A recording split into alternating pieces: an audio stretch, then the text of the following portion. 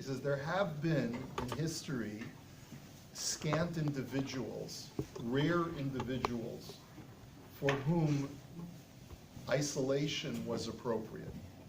But for most people, we need family, we need friends, so we need a social nourishing, and we also need a physical nourishing. We're supposed to be able to use the physical things in our world in order to be able to enjoy life so that we can properly serve Hashem.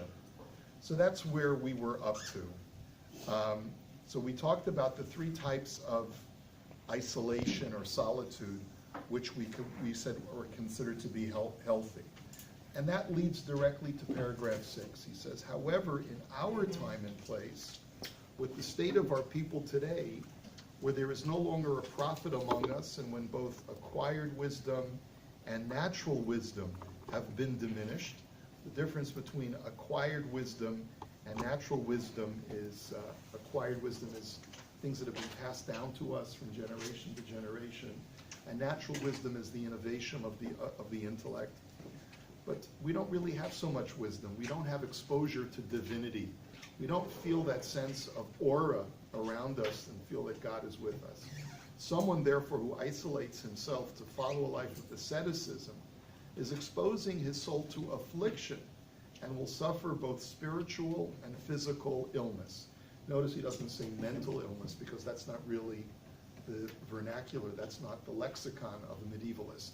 But really, physical and mentally, a person will suffer. Such a person will look as if he has been stricken by some terrible illness. People will think that he looks that way because of his sense of humility and loneliness. In reality, though, he will look that way because he feels like a prisoner. There are people who look very, very pious because they've got a lot of creases and lines on their face, and they look like they have the burden of the world on their shoulders, right? But how do you know? You can't judge piety based upon the tortured look on a person's face. Those people, he says, there could be some people who live lives of isolation and look like they're tortured individuals, but that's not because of their piety or humility, but rather because they feel like life is caving in on them. That's what depression is.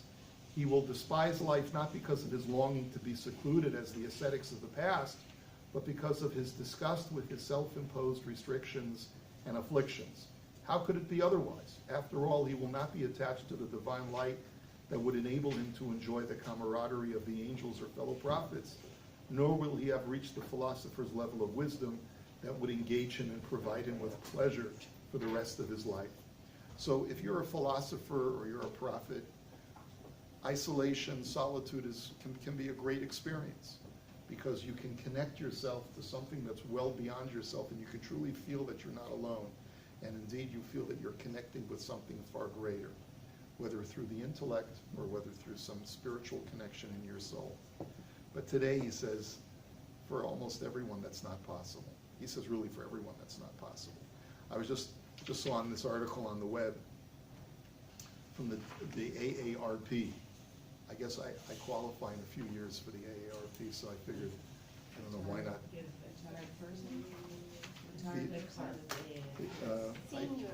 Yes, it's an American Association of Retired Persons. Yeah. Oh, how do you qualify for that? I think you have to be 55. I think that's okay. So I still have a couple of years left, but anyways, never too early to start planning. So anyway, so this article from the AARP website says why too much solitude can be bad for you.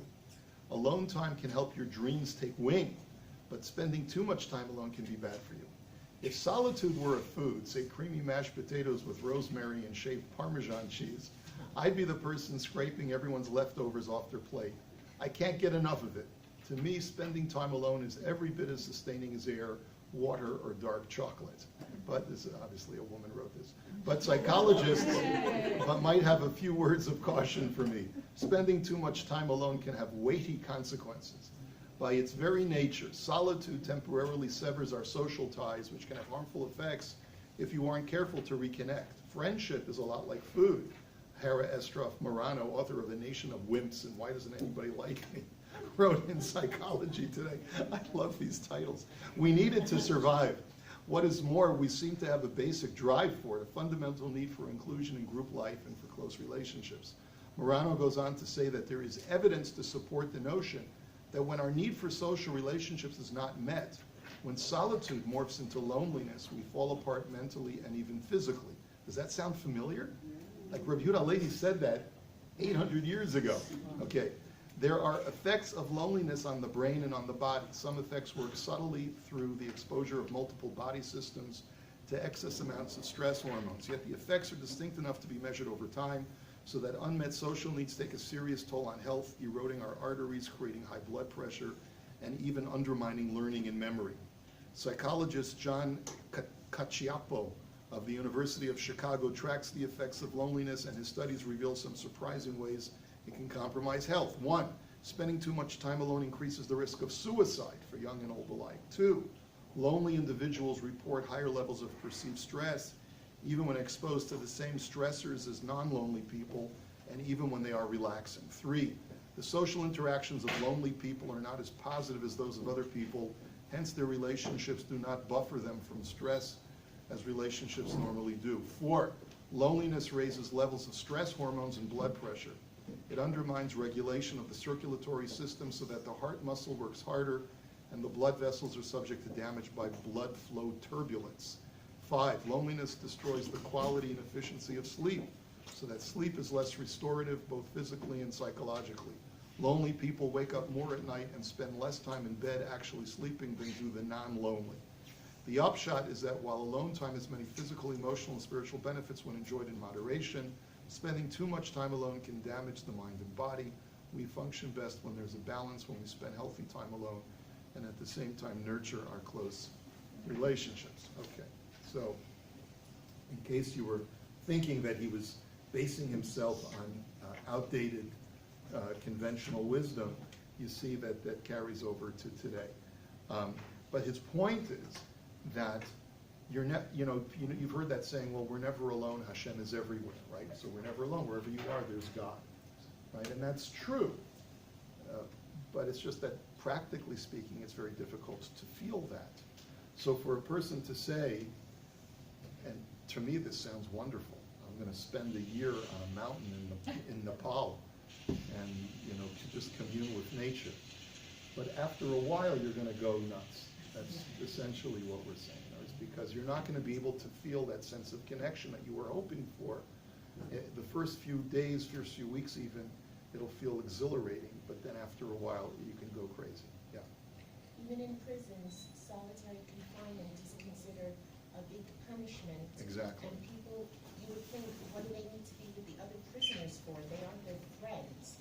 But just being alone is so devastating that that's a punishment. Right. Exactly. So we have the opposite problem in the world today. We have sensory overload. And so, of course, that's also just as damaging to the individual than complete solitude. And that's really why you have to have a balance. Part of the reason why solitude may sound attractive to so many of us today is because we are overloaded with a sensory influx because of our computers and the internet. But there has to be ultimately a balance. So he says in paragraph 7, perhaps you will still argue that such a man is a God-fearing and saintly person, someone who loves to approach his God in isolation by standing and praying, offering supplications and petitions he may know. But the reality is that while such prayers may be new and exciting to him at first, their pleasure will last only a few days for as long as they remain new.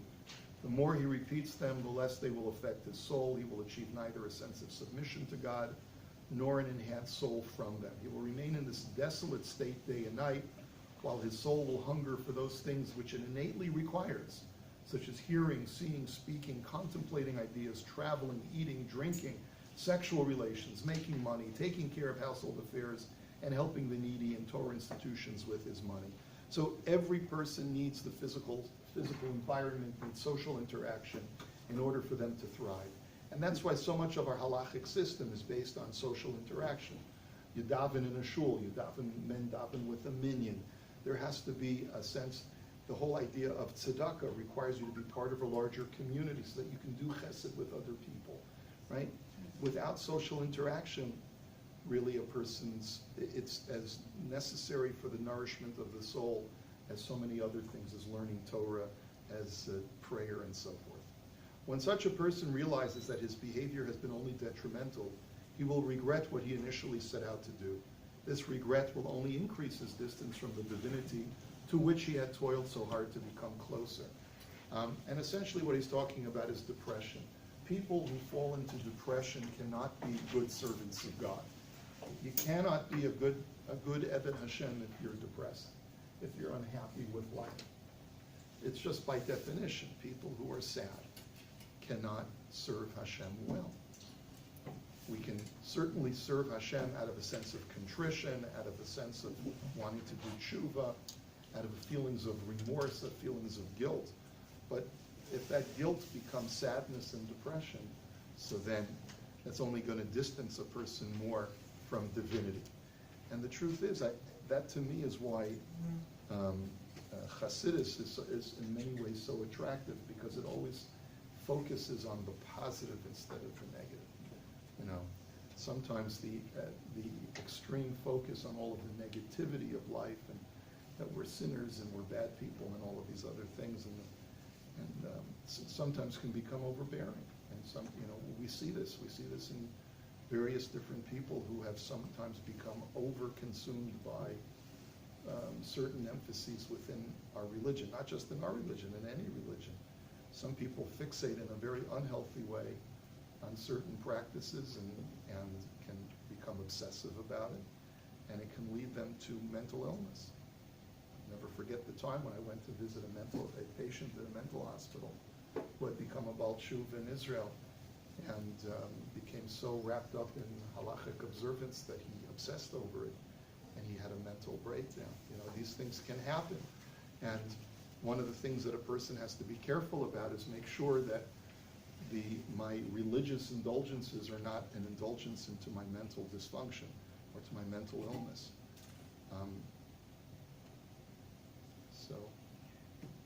So it's very important to be healthy in our observance of Judaism, not to be unhealthy. And so one of the emphases on mental health is to be part of a community, is to make sure that you're integrated in some way. Now, I do know, and I've heard this from a number of people, that sometimes even in social situations, people feel lonely, right? Because, I'm in a sea of, you can't hear me. I'm in a sea of people, but no one talks to me. I'm in a whole room of people filled with people who are talking to each other, and I'm standing on the wallflower in the corner. And I have no one, I feel alone. I feel more alone sometimes when I'm in a room filled with people than when I'm all by myself. And that can be true also. We have to be careful about that. There have been times when I've been in a room filled with people and I just don't feel I'm connecting with anybody.